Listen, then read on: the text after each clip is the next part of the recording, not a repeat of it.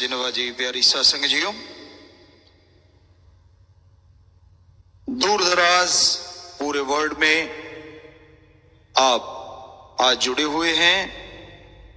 आप सबको उस परम पिता परमात्मा ओम हरि अल्लाह वाहिगुरु गॉड खुदा रब से आशीर्वाद मांगते हैं, दुआएं मांगते हैं आप सबके लिए, और आप सबको बहुत बहुत आशीर्वाद कहते हैं। आशीर्वाद तो गुरु जी का एक भजन सच्चे दाता रहबर शास्त्र नाम जी महाराज का, बड़ा किया कसूर प्रभु समझा है दूर, मन माया ने तुझे किया मजबूर, मन देता सबको धोखा ना बाहर किसी ने देखा, वो सबके अंदर बैठा नाम ध्याले, वो सबके अंदर बैठा दर्शन पाले।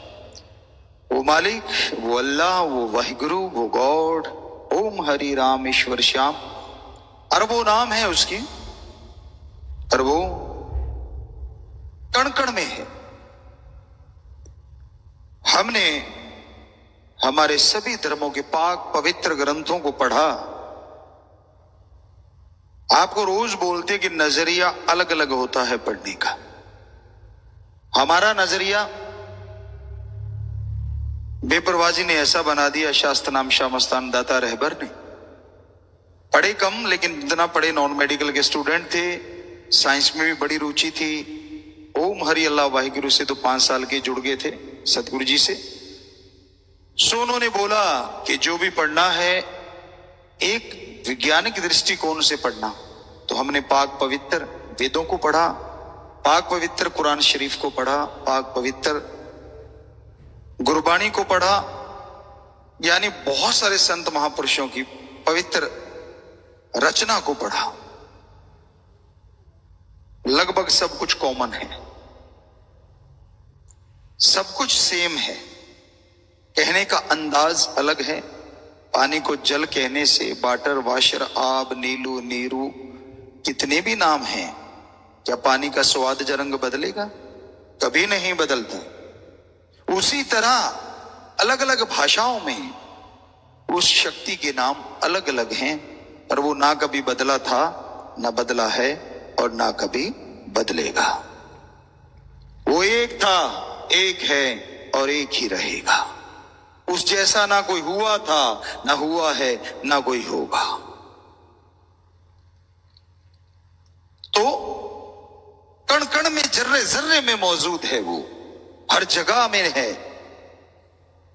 अगर वो कण कण में है, जर्रे जर्रे में है, तो आपका शरीर तो बहुत बड़ा कण है, बहुत बड़ा जर्रा है। इसका मतलब वो अंदर रहता है, अजी रोम रोम में रहता है वो, पर आपकी निगाह नहीं पड़ती। है ना हैरानीजनक बात? वो आपके अंदर आवाज दे रहा है कि मेरी आवाज सुन लो, तू जाके बाहर आवाज दे रहा है कि तू मेरी सुन ले। बड़ी अजीबोगरीब दशा हुई पड़ी है इंसान की। सर्वधर्म की बात कर रहे हैं हम। साफ लिखा है, मन मंदिर तन बेस कलंदर गठी तीर्थ नावा, एक शब्द मेरे प्राण बस्त है बहुर जन्म ना आवा। दिमाग में, विचारों में है वो, दिल में है वो, और शरीर रूपी मंदिर, मस्जिद, गिरजाघर, गुरुद्वारा में वो बैठा हुआ है। और एक शब्द, उसे अलग अलग आवाज कही गई है, तो वो मालिक की आवाज। हिंदू धर्म में धुन, सिख धर्म में अनहद बाणी या तुर्की बाणी, इस्लाम धर्म में बांगे इलाही, कलमा पाक, और ईसाई धर्म में गॉड्स वॉइस एंड लाइट या लाइट एंड साउंड। भाषा बदलने से क्या फर्क पड़ता है? मतलब एक ही है कि उसने आपके अंदर एक आवाज छोड़ रखी है। अगर उसके अंदर फॉलो करोगे तो उस तक पहुंच जाओगे। पर आपके कानों में तो काम, वासना, क्रोध, लोभ, मोह, अहंकार, मन माया, चुगली, निंदा, दूसरों की टांग खिंचाई, ठगी, बेईमानी, इसकी मोहरें लगी हुई हैं जम के। तो दूसरी तो आवाज सुनाई देती ही नहीं, जो खुद के अंदर चल रही है उसकी तरफ तो निगाह जाती ही नहीं। कैसे उस तक निगाह को लेके जाएं? ध्यान एकाग्र करना होगा। मेथड ऑफ मेडिटेशन, गुरु मंत्र, कलमा, नाम शब्द, उसका अभ्यास करना होगा। क्या है ये कलमा, क्या है ये नाम शब्द, क्या है ये मेथड ऑफ मेडिटेशन? गुरु मंत्र, गुरु मंत्र, क्योंकि पुरातन शब्द यही मिला हमें। कम से कम 12,000 साल पुरानी पाक पवित्र वेद, उनमें हमने पढ़ा, और उससे भी वो पुरातन है, तो इसलिए पुरातन शब्द की पहले व्याख्या करना चाहते हैं, बाकी की अपने आप आ जाएगी। गुरु मंत्र, गु का मतलब अंधकार और रू का मतलब प्रकाश होता है। गुरु, ये शब्द जुड़ने से बनता है जो अज्ञानता रूपी अंधकार में ज्ञान का दीपक जला दे। मंत्र शब्द युक्ति, मेथड, यानी गुरु जो मालिक के शब्दों का खुद अभ्यास करता है, उससे उसे जो अनुभव होता है वो उसे दुनिया को दे, उसे कहा जाता है गुरु मंत्र, कलमा, मेथड ऑफ मेडिटेशन, नाम शब्द। पर वो गुरु का मंत्र नहीं होता, कहीं आपको भ्रम हो, वो मंत्र होता है उसी ओम हरि अल्लाह वाहिगुरु का, परमात्मा का। अब आप लोग बैठे हैं, आपको आदमी आदमी कहें, इंसान इंसान कहें, क्या आप में से कोई उठेगा? किसी का भी नाम ले दें, झट से खड़े हो जाओगे। उसी तरह आज के युग में, आज के दौर में देवताओं को भी लोग मालिक मानने लग जाते हैं, भगवान कहने लग जाते हैं। तो इसलिए उस ओम ला इलाहा इल्लल्लाह, अल्लाह ताला द सुप्रीम पावर गॉड, एक ओंकार ओम, यानी ये सारे एक ही नाम है, अलग अलग लगते जरूर हैं, यानी वो एक शक्ति का नाम क्या है, उसको बाई नेम पुकारना ही गुरु मंत्र है, कलमा है। तो संत पहले अभ्यास करते हैं। कोई भी गेम है उसका कोच चाहिए, कोई भी पढ़ाई स्कूलों में कॉलेजों में करवाई जाती है, उसके लिए टीचर मास्टर लेक्चरर चाहिए। क्या आपने कोई स्कूल देखा है, कॉलेज देखा है, यहाँ टीचर मास्टर नहीं है, किताबें पढ़ी हैं, लोग जाते हैं, पढ़ लेते हैं और पढ़ के डिग्रियां हासिल कर रहे हैं? है कोई ऐसा? नहीं है ना। अरे ये तो दुनियावी पढ़ाई है, जो लिखा है या तो वो इतिहास है या प्रैक्टिकली लाइफ में दिखता है, लेकिन अल्लाह वाहिगुरु राम गॉड खुदा रब, उस तक जाने का मार्ग तो दिखता ही नहीं। वो खुद भी सामने होते हुए भी नजर आता ही नहीं, क्योंकि आंखों के आगे पर्दे आए हुए हैं आपके, जैसे मोतिया बिंद हो जाता है।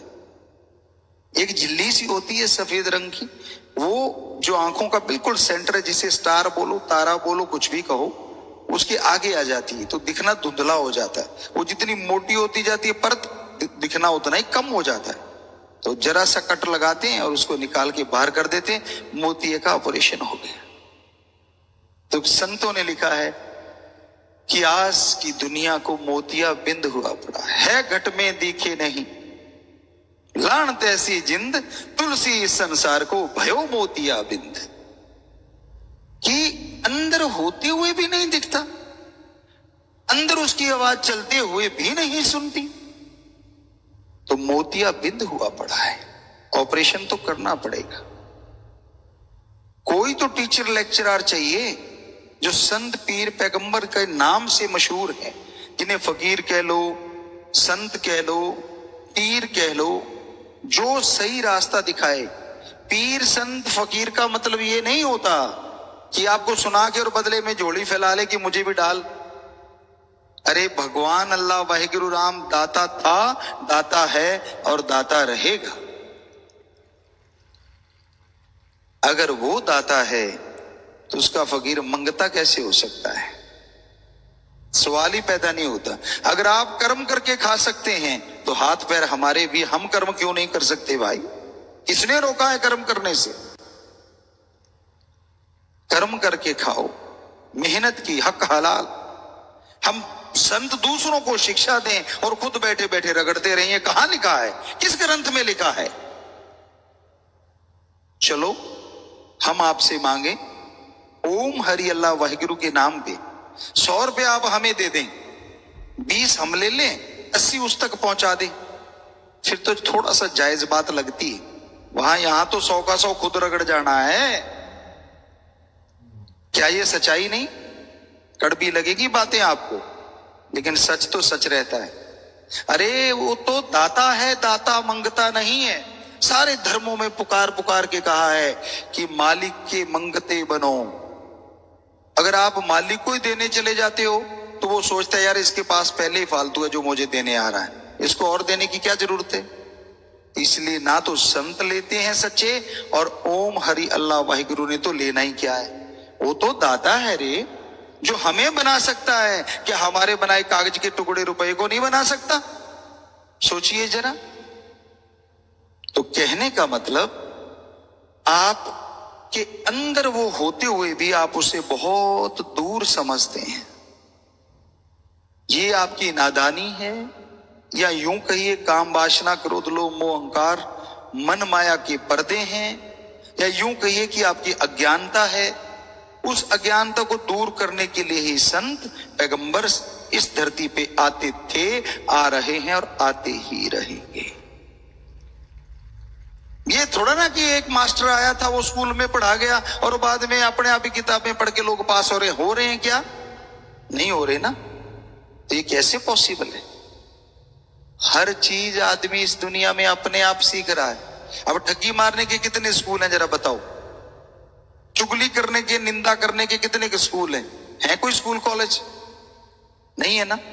बुरे कर्म करने के कहीं स्कूल हो, कत्लो गारत मचाने के कहीं स्कूल हो, बहुत रेयर ये चीजें मिलेंगी आपको। अपने आप सीख रहा है इंसान। बुराई का ये दौर चल रहा है जिसे कलयुग कहते हैं, शैतान का युग कहते हैं, कि इसमें उसकी शक्तियां ज्यादा हावी हैं, ज्यादा छाई हुई हैं। इसमें उसकी बातें सीखना आसान है, उसकी बातें अपने आप सीख जाते हैं। बातें नहीं सीख पाते तो उस परमपिता परमात्मा की, उस मालिक की, उस राम की। इसलिए संत पीर फकीरों को आना ही पड़ता था, आ ही रहे हैं और आते ही रहेंगे। वो कोई ये नहीं होते कि वो कोई अपनी मान बढ़ाई करते हैं, नहीं। संतों का कहना होता है, जैसे कबीर जी ने लिखा है कि कबीरा सब ते हम बुरे, हम तज भला सब कोए, जिन ऐसा कर मानया मीत हमारा सबे। अरे भाई, संत तो हमेशा कहते हैं कि भाई, हम भी आपको हमेशा कहते हैं कि हम तो आपके नौकरों के भी नौकर हैं, हम तो खाक हैं, चौकीदार हैं। आपका नौकर भी हमें अगर कहेगा, हुक्म देगा कि मालिक से दुआ करो, तो हो ही नहीं सकता कि हम उसके लिए दुआ ना करें। हम होते कौन है? क्योंकि हमारी ड्यूटी है। आपका छोटा सा परिवार होता है, आप उसको पालने पोसने में कितना समय लगाते हैं? आप उस घर के मुखिया हैं, घर के हेड हैं, आपकी जिम्मेवारी है ना, जिम्मेवारी है ना, फर्ज। उनका पेट भरना, पैदा आपने किए तो एक बार तो करना पड़ेगा ना, उनको उनके पैरों पे खड़े करना। तो आप ये सब करते हैं, तो आप अपने 2, 4, 5, 7 बच्चों के लिए, परिवार के लिए जिम्मेवार हैं। संत फकीर जितनी मालिक की औलाद है उसको अपनी औलाद मान के उसकी सेवा करता है। चाहे कोई उसको गालियां दे दे, चाहे कोई उसको बुरा कहे, वो उसके लिए आशीर्वाद ही देता है। बात में बात ख्याल में आ गई, कई बार आपको सुनाई भी है। एक संत थे, एक पीर फकीर थे, और वो जंगलात में रहा करते थे। उन्होंने देखा नहीं था लोगों को रहते हुए, देखे नहीं थे शहर कस्बे, पर उनकी आदत थी, वो ओम हरि अल्लाह मालिक की रजा को बड़ा मानते थे। कोई बात होती बड़ी तारीफ करते थे, वाह मालिक। पेड़ देखते थे, यार एक पेड़ दूसरे से मिलता ही नहीं। आप भी कभी ध्यान देना इस बात पे। आदमी आदी हो जाता है, यानी आपके घर में गुलाब के फूल लगे हैं, 5-7 दिन तो आपको खुशबू आएगी, रोज गेट के आगे लगे हुए हैं। 10-15 दिन में कम आने लग जाएगी, और 2 महीने बाद आपको याद नहीं रहेगा कि आपके घर के आगे फूल भी लगे हुए। आते जाते कभी नजर पड़ गई नहीं तो नहीं। पर ध्यान दे के देखो ये डिजाइन किया किसने है। अलग अलग पेड़, अलग अलग सांचा है, अलग अलग खुशबू है, अलग अलग गुण अवगुण है। पेड़ पौधे देख लो, वनस्पति देख लो, और छोड़ो दो सके भाई, और छोड़ो दो जुड़वा भाई के भी दोनों के हाथों के निशान नहीं मिलते। ये डिजाइन करने वाला है कौन? खून एक, मां एक, बाप एक ही टाइम में पैदा हुए, नसीब अलग अलग है ना। गजब। कोई तो होगा जिसके पास ये सांचा है कि एक जैसा नहीं बनाना। कमाल है। तो वो संत इसलिए मालिक की जो भी कोई चीज देखते थे कहते थे वाह मालिक तूने कमाल कर रखा है। तो एक बार वो शहर की तरफ आ गए। अब आए जैसी अंदर तो बिल्डिंगें बनी हुई हैं और बड़े अच्छे अच्छे मकान हैं और अच्छी अच्छी हवेलियां बनी हुई हैं। तो वो कह रहे अरे वाह मालिक तेरा बंदा कमाल है, गजब कर रखा है मालिक, क्या बनाया तूने बंदे को। यूं तारीफ करते करते करते करते हर चीज की, साइकिल मिला या उस समय घोड़ा गाड़ी मिली, जो भी दिखा यार कमाल है मालिक तेरा, गजब कर रखा तूने। इतने में क्या देखा, एक बहन एक बेटी छत पे बाल सुखा रही थी। तो वो निगाह ऐसे सब कुछ देखता देखता देखता उसने निगाह मारी और उधर से क्या हुआ, उस बिटिया का यूं सिर झटकाना हुआ। अब बाल केस पीछे चले गए और चेहरा सामने आया। कहने लगा वाह मालिक, सुना करते थे हूरें जो हैं, परियां जो हैं वो स्वर्ग में रहती हैं, पर तूने तो यहां भी उतार रखी हैं। वाह मालिक कमाल कर रखा है तूने। अब उस बिटिया ने, उस औरत ने शोर मचा दिया, ये संत सुदाई हो गया, मेरे पे गलत निगाह डाल रहा है, मुझे गलत बोल रहा है। लोग इकट्ठे हो गए तो लोगों ने उसको घेर लिया। कहने लगे भाई तू क्यों गलत बोला। कहने लगा सुनो भाई, मैंने कुछ गलत नहीं बोला, मैं तो अपने मालिक की उपमा कर रहा हूं कि वह मालिक तेरा कमाल है। तूने जो परियां सुना करते थे, हूरें सुना करते, तूने तो धरती पे उतार रखी हैं, गजब है तेरा। लोग शांत हुए कि वाकई गलत तो कुछ बोला नहीं है। इतने में एक आदमी आता है और दाड़ दाड़ दो तीन उसके थप्पड़ मार देता है। संत कहते वाह मालिक ये भी तेरा कमाल है। पर फिर कहने लगे रे भाई तू है कौन, ये सारे तो खड़े हैं, मेरी बात सुनी, तूने तो बात ही नहीं सुनी, आके सीधे धरती है। कहने लगा मैं उस औरत का मालिक हूं। तो अच्छा अच्छा अच्छा अच्छा, वाह मालिक देख लो ये उसका मालिक है। इतना कह के संत चुप हो गए। अब वो आदमी वापस हुआ, बाहर सीढ़ी लगी हुई थी, चढ़ा अपनी घरवाली के पास जाने के लिए। अब दूसरी मंजिल थी या जो भी था, लास्ट सीढ़ी पे चढ़ा, पैर फिसल गया और घूमता हुआ नीचे आया, आते ही गर्दन टूट गई। औरत ने शोर मचा दिया, संत जादूगर है, मेरे पति को मार दिया। नीचे आ गई भाग के, पति को उठाया, गालियां देने लगी। लोगों ने रोका, कहते खबरदार, हम पास खड़े, संत ने कुछ नहीं किया, ये तो बेचारा जाने को तैयार था। तो कहने लगी क्यों, आपने कुछ नहीं किया। कहता है हे बेटी, हे बीबा सुनो मेरी बात। कहते हाँ, ये कौन था जो गुजर गया। कहती मेरा मालिक। तो इसने मेरे आगे थप्पड़ जड़ दिए। कहते हाँ। कहता है फिर मेरा भी कोई मालिक था, उसने कर दिया। ये तो मालिकों मालिकों का झगड़ा है, मैंने तो कुछ कहा ही नहीं। तो भाई अगर सच में आप उसको पालें, सच में अंदर से महसूस कर लें, अरे ये दुनिया को बनाने वाला है, क्या तेरे घर में कमी छोड़ देगा। बताइए तो सही, क्या तुझे कुछ करने की जरूरत पड़ेगी। इसीलिए तो हम कहते हैं कि जो भक्त हो आप सारे, चुगली निंदा ना किया करो, किसी का बुरा ना किया करो, किसी को बुरा मत बोला करो, उस पे छोड़ा करो कि मालिक तू जान, तेरा काम जाने, हम तो तेरी प्रजा हैं, हम तो तेरी रियाए हैं। बस इतना मांग लिया करो कि सबको सद्बुद्धि बख्श, सबको नेक अकल बख्श।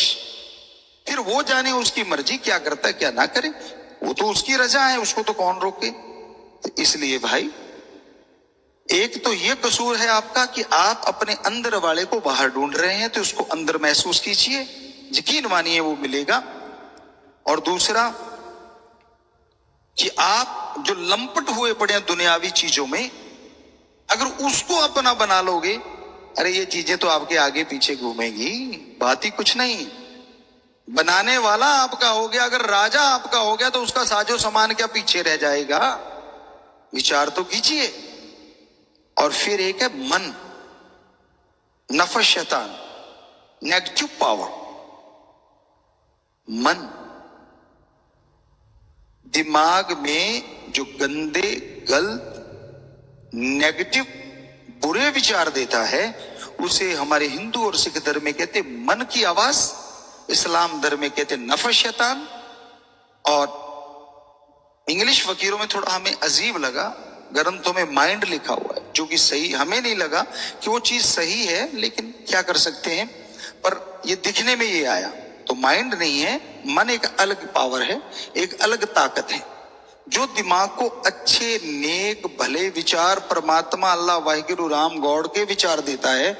उसे हमारे हिंदू और सिख धर्म में कहते हैं आत्मा की आवाज, और ईसाई धर्म में कहते हैं रूह की आवाज, जमीर की आवाज। और उसे इंग्लिश फकीर कहते हैं वॉइस ऑफ सोल या सोल्स वॉइस, कुछ भी कह लीजिए, कैसे भी बोल लीजिए, आत्मा की आवाज, रूह की आवाज। तो दिमाग में दो आवाजें आ रही हैं, पर आज के दौर में एक आवाज यूं हुई पड़ी है और एक बुलंदियों पे है। मन, नफस, शैतान की आवाज सुनते जा रहे हैं आप, और जो आत्मा की आवाज आ रही है उसकी आवाज को आप दबाते जा रहे हैं।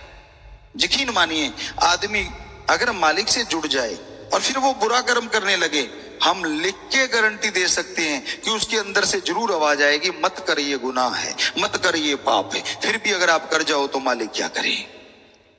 वो आवाज आत्मा की होती है, वो आवाज रूह की होती है। तो मन के पीछे मत चलो। मन देता सबको धोखा, ना बाहर किसी ने देखा कि मन ही है जो ललचाता रहता, वहां जा, यहां नहीं मिला तो वहां जा, वहां नहीं मिला तो वहां जा। अरे सारे धर्म सही हैं, सारे संत पीर पैगंबर सही हैं, सारे पाक पवित्र ग्रंथों का एक एक शब्द सही है, फिर भी तुझे खुशियां नहीं मिल रही तो तेरे में कमी है। ढूंढता है तू परमात्मा में, यहां वाला सही नहीं वहां वाला सही होगा, वहां वाला सही नहीं वहां वाला सही होगा। अरे अपने दिमाग को सही कर, अपने विचारों को शुद्ध कर। मन चंगा कठौती में गंगा। अगर विचार शुद्ध हैं, विचार पवित्र हैं, घर में बैठा भी वो मिल जाएगा, हम गारंटी देते हैं। और अगर मन में पवित्रता नहीं है, विचारों में पवित्रता नहीं है, सारी दुनिया घूम लो, वो नहीं मिलेगा, नहीं मिलेगा, नहीं मिलेगा। विचारों से, विचारों का शुद्धिकरण करना है। वो सबके अंदर बैठा नाम ध्यान ले, उसके नाम, कलमा, मेथड ऑफ मेडिटेशन, गुरु मंत्र का जाप कर, तो तेरे अंदर से वो महसूस होगा, तेरे अंदर से वो जरूर दिखेगा और तेरे अंदर जरूर ख्याल देगा वो। तो भाई, मालिक की चर्चा जितनी करते जाएं उतनी कम है। कहीं भी मंदिर, मस्जिद, गिरजाघर, गुरुद्वारा मिलता है, हम पिछली बार भी बोल रहे थे, सजदा करो, नमन करो। हम तो ये कहते हैं कोई इंसान भी मिलता है, अंदर से नमन तो कर ही लिया करो। बाहर से मुंह से अगर राम राम सलाम नहीं बोल सकते, कम से कम अंदर से। क्यों? क्योंकि उसके अंदर भी तेरा अल्लाह वाहिगुरु राम बैठा है। और जो मंदिर, मस्जिद, गिरजाघर, गुरुद्वारा, उनमें उन संत पीर पैगंबरों की पाक पवित्र गुरबाणी वचन लिखे हुए पड़े होते हैं, जिनका कोई मोल ही नहीं है, जो अनमोल है। तो वहां सजदा नमस्कार करने से आपका कुछ कम नहीं होगा। यकीन मानिए, हो सकता है मालिक आपकी और खुशियां बख्श दे और रहमत कर दे। पर दिल से करो, बाहरी दिखावा चाहे मत करो, दिल से कर लो। तौबा करनी है बुराइयों से तो दिल से करो। दिखावे कर लिए, सांग धार लिया, ये वो, उसको दिखावा पसंद नहीं है, उसको शुद्धिकरण पसंद है। विचारों में शुद्धिकरण लाओ, ख्यालों में शुद्धिकरण लाओ। दिखावे में कुछ नहीं पड़ा। दिखावे में लोगों में जिद बढ़ जाती है, अरे यार ये तो वो है, ये तो मानी बात। दुनिया को बेवकूफ बनाया जा सकता है, पर उसको कैसे बनाएगा जो तेरे जैसे अरबों को दिमाग देने वाला है। इस दिमाग से उसको मूर्ख बनाना चला है, हो ही नहीं सकता। ये तेरा भ्रम है। इसलिए भाई, कहीं भी रहो, चलते, बैठ के, लेट के, काम धंधा करते, हाथों पैरों से काम धंधा करते, कर्म जोगी, मेहनत की कमाई हक हलाल कर्म करते रहो और जीबा ख्यालों से मालिक का अल्लाह वाहिगुरु राम का नाम लेते रहो। यकीन मानो घर में भी बरकतें आएंगी और इस घर में भी बरकतें आएंगी। इंसान इस संसार में आता है तो उसे किसी बात की समझ नहीं रहती। खाना पीना सोना, ये तीन बातें उसके लिए मुख्यतः होती हैं। तो माँ बाप उसे पहनना सिखाते हैं, वो सीख जाता है, खा लिया पी लिया सो लिया पहन लिया, धीरे धीरे खेलना शुरू करता है छोटे छोटे खिलौनों से। कुछ भी ख्याल में नहीं होता, बस नन्हे नन्हे खिलौने उसकी दुनिया होती है। छोटे छोटे आपस में यार दोस्त मित्र इकट्ठे होना, जरा जरा सी बात के लिए रो देना और जरा सी बात के लिए लड़ पड़ना, फिर हंस पड़ना, ये चलता रहता है। बड़ा होता है, खिलौनों की जगह बड़ी चीजें आ जाती हैं, और बड़ा होता है तो पैसा, जमीन जायदाद, कोठियां, बंगले, बगीचे, शेख चिल्ली की तरह सपने बढ़ते चले जाते हैं, बढ़ते चले जाते हैं। और खुशी लेने के लिए और आनंद हासिल करने के लिए फिर नशा, मेडिकल नशे हैं, पोस्त, भांग, अफीम, शराब, दुनिया के तमाम नशे। इंसान सोचता है कि इनमें कुछ ज्यादा सुकून है, चैन है, इससे ज्यादा गम ठीक हो जाएंगे, गलत हो जाएंगे। सो इन सारी चीजों में डूब जाता है और इसी तरह डूबा डूबा तड़फता रहता है। एक टेंशन हल करता है, एक चिंता दूर होती है, 10 और नई तैयार हो जाती हैं। यूं चिंताओं का मक्कड़ जाल, खुद के कर्मों का बनाया हुआ सब कुछ इंसान को तड़पाता है, बेचैन करता है, परेशान करता है और इंसान दुखी रहता है, परेशान रहता है। यूं ही बहुत सारे लोग इस संसार से रुखसत हो जाते हैं, आखिर तक तड़फते हुए। ना जवानी चैन से गुजरी, ना अधेड़ अवस्था, ना बुढ़ापा, इस संसार से यूं ही चले जाते हैं। वो तो भाग्यशाली होते हैं जिनको पूरा गुरु मुर्शिदे कामिल मिल जाता है, जो शिक्षा देता है कि हाँ नशा ना करो, जरा जरा सी बात के लिए क्या लड़ते हो, अरे धन दौलत जमीन जायदाद इधर पड़े रह जाएंगे, कुछ साथ जाने वाला नहीं है। ठगी, बेईमानी, भ्रष्टाचार, गलत तरीके से कमाओगे, आप नहीं सारा परिवार दुखी रहोगे। घर में चैन, शांति और तंदुरुस्ती सब चले जाएंगे। बेचैनी, परेशानी, लड़ाई झगड़े, क्योंकि पाप जुल्म की कमाई कभी चैन नहीं लेने देती किसी को भी। आदमी तड़फता है, व्याकुल होता है, पैसे आते रहते हैं, अच्छा पैसा आ गया, अच्छे मकान बन गए, अच्छे पहनने को मिल गया, लेकिन ये नहीं जानता कि किसी के मुंह से छीन के खाया गया निवाड़ा जहर होता है, जहर सारे परिवार में आग लगा देता है। तंदुरुस्ती चली जाती है, लड़ाई झगड़े नफरतें शुरू हो जाती हैं, नशा आ जाता है, यानी हर तरीके से बर्बादी शुरू हो जाती है। तो इंसान को संत, गुरु, पीर, फकीर ही समझा सकते हैं कि भाई ये बुरी चीज है, ये मत करो, बुरे कर्म मत करो। आगे इंसान की मर्जी होती है, वो माने या ना माने। उल्टा आज घोर कलयुग है, अगर किसी को कहा जाए कि भाई ये चीज मत कर, कि जहर मत खा, कहता मैं तो खाऊंगा, मुझे रोका कैसे। आपको एक बात सुनाया करते हैं, आज नहीं बहुत देर से हम ये तरीके देख रहे हैं लोगों को ऐसा होते कि आपको सुनाया कई बार कि एक जमींदार था और वो घोड़े पे चने लाद रहा था। 2 मन 80 किलो चने थे, तो उसने एक तरफ 80 किलो ऐसे बोरी छाटी होती थी, 80 किलो चने रख दिए और दूसरी तरफ 80 किलो रेता डालने लगा। सामने एक समझदार आदमी था, वो आया, ये कहता यार ये क्या कर रहा है, रेते की घर में जरूरत है। कहता नहीं नहीं, वो तो मैं भार बराबर कर रहा हूं कि बोरे के एक तरफ, छाटी के एक तरफ 2 मन 80 किलो दाने हैं, तो दूसरी तरफ 80 किलो रेता, ताकि बैलेंस हो जाए। वो कहता अच्छा, कहता हाँ हाँ। वो भाई कहने लगा यार मैं एक बात कहूं। कहता बोल। कहता ऐसा है, 2 मन तेरे को चने हैं, 40 किलो इधर डाल ले, 40 किलो इधर डाल ले। तो बैलेंस हो गया, घोड़े को 80 किलो वजन एक्स्ट्रा नहीं उठाना पड़ेगा। तू ये क्या कर रहा है? आगे से पता क्या कहा, जो आज कलयुगी जीव कहते हैं, घोड़ा किसका? वो कहता भाई तेरा। छाटी किसकी? कहता तेरी। चने किसके? तेरे। डाल कौन रहा है? कहता तू। तो फिर तेरे पेट में दर्द क्यों? मैं तो 80 किलो रेता डालूंगा। हटा लो, समझा लो किसी को।